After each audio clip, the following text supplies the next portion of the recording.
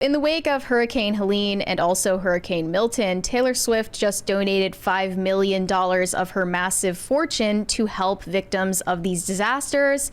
The Feeding America Foundation released a statement saying, "We're incredibly grateful to Taylor Swift for her generous $5 million donation to Hurricane Helene and Milton relief efforts. This contribution will help communities rebuild and recover, providing essential food, clean water, and supplies to people affected by these devastating storms. Together, we can make a real impact in supporting families as they navigate the challenges ahead. Thank you, Taylor, for standing with us in the movement to end hunger and for helping communities in need." Now, I don't know how anyone in their right mind could spin that to be something negative about Taylor Swift. We're not known for glazing Taylor Swift on this show, but this is obviously a good thing. It's brain rot slang. Yeah, I know. This is obviously a good thing that she's done, right? And, yes. I don't know how you could see this as a negative thing, but some Twitter leftists actually did. Oh, I know exactly how this happens. It's a bunch of weird Marxists who are just anyone outside of America good, America bad. So first of all, they're mad that she didn't donate the same amount of money to Palestine relief. Mm-hmm.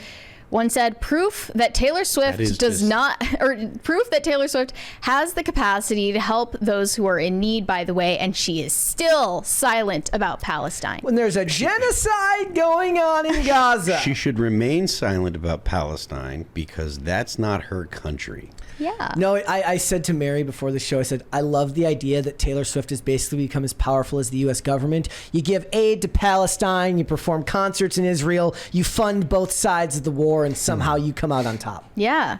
Another one said, proving Taylor Swift is capable of supporting people when they're in need. So where is this energy for Palestine? She has more than enough money to donate to them, and there has been nothing, not even a mention of it. You know what this is? This is the natural conclusion of the jealousy that people feel towards rich people, meaning that they want to tell you how to spend your money. And it's also leftists for sure. Yes, exactly. So what it is like, doesn't matter how much you give, you should have given more. Oddly enough, they never hold the U.S. government to the same standard as they seem to hold celebrities, which is why I don't even blame celebrities for not giving anything. Like, or not making statements when you're going to be criticized for whatever you do? Oh, you gave $3 million?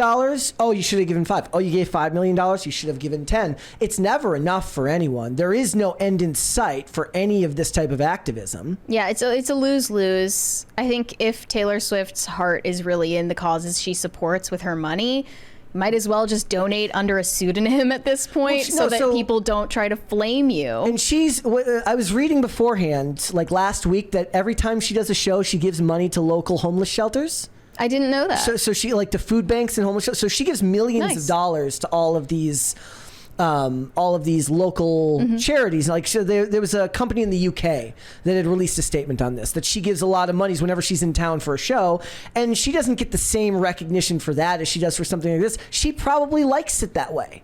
Right? Like, so I was looking at this.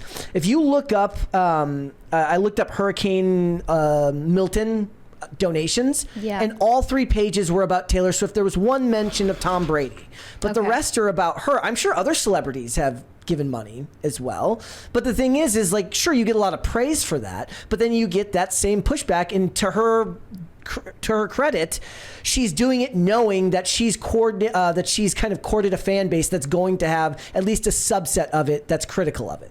Yeah, well, she donated to the wrong cause because it's not partisan. Yeah. So it's not fashionable, it's not trendy, it doesn't place her on one political side or the other. See, I hate all of that stuff. The whole you have to donate to who we want and blah blah blah. It is exhausting because the people that are complaining are completely detached from the actual situation. They have no idea. They just know that it's supposed to be. The left is a cancer in this society today. It's exhausting. It's just a bunch of have-nots telling the haves how to live. Well, I saw a TikTok once that asked like, drop in the comments what you would do if you became a billionaire tomorrow.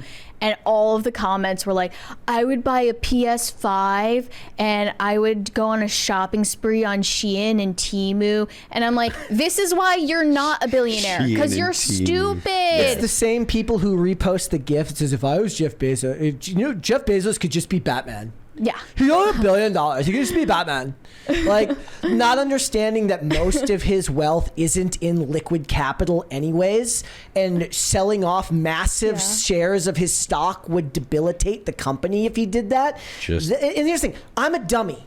I know just enough to know that I'm a dummy, but I'm a dummy. Okay, I understand that.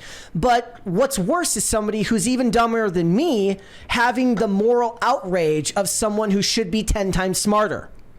Right. That's awful.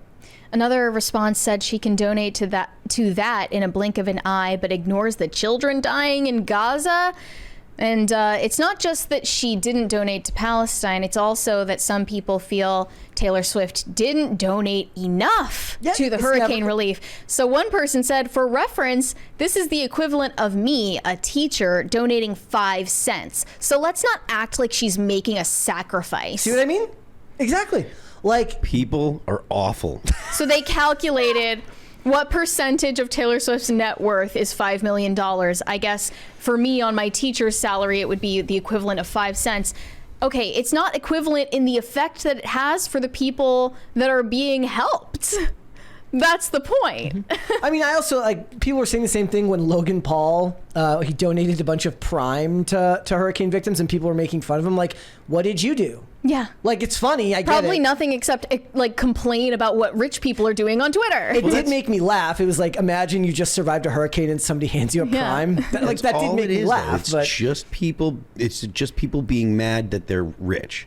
Right. It's at the end of the day, the reason that they're even commenting on it is because these are rich people, and they're like, if I had that money, I would know what to do with it better. But the fact of the matter is, if you actually would know what to do with it better, like, you might actually have that money. Yep. You don't have that money because you're a complete moron. It's like when people repost the idea that if we took all the money, got rid of it, and we gave everybody $5,000 starting capital, the same people who are rich now would end up rich again. So this is just a case in point, right? Like, everyone loves to say, oh, you know, you should give all this money away or give money to blah, blah, blah, and we should get rid of rich people. When they doled out a boatload of money to everybody during COVID, all that money went to the rich people. The reason is because the people that don't have money are taking that money and using it to buy the things they need. Who owns the things that they need? Who owns the companies that have the things they need? Rich people. Mm-hmm. So you can't just give people money and expect not to go to the rich people, because the rich people own the things that the poor people and the middle class people are they own the stores that they're gonna go to buy the things they need. Mm-hmm. Like, you can't just, like, economies don't work the way that your idiot friend that makes, you know, minimum wage thinks it does. I also can't feel a whole bunch of sympathy because this is her audience. This is her fan base, and it's going to come with it. It's a subset of her chronically online fan base. But most of them are normies who don't speak like this. But it's an extension of a female fan base that falls heavily into the category of wanting to help. We have a 20 from... what is this? Kitra? Kitra? The Daily Mail published an article today condemning an old classmate of mine who's tweeted praise about Trump's help for the hurricane in Florida.